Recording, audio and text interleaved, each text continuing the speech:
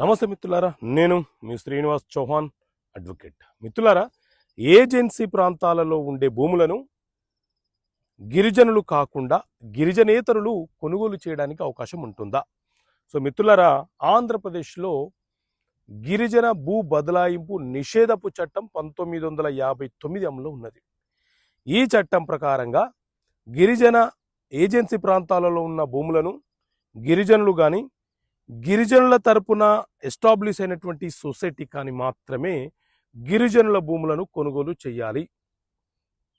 ROR చట్టంలోని section 5 subsection ఏ class 2 ప్రకారంగా గిరిజనుల యొక్క భూములను గిరిజనేతరులు కొనుగోలు చేయడానికి అవకాశం లేదు ఏజెన్సీ ప్రాంతంలో అని చెప్పి చాలా స్పష్టంగా ఆర్ఓఆర్ చట్టం చెప్తుంది. కాబట్టి గిరిజన ఏజెన్సీ ప్రాంతాలు ఏవైతే ఉన్నాయో ఆ ప్రాంతాలలో భూములను కొనుగోలు చేసేటప్పుడు ఆ భూములు ఏ వర్గానికి సంబంధించిన భూములు తెలుసుకొని భూములు కొనుగోలు చేయాలి.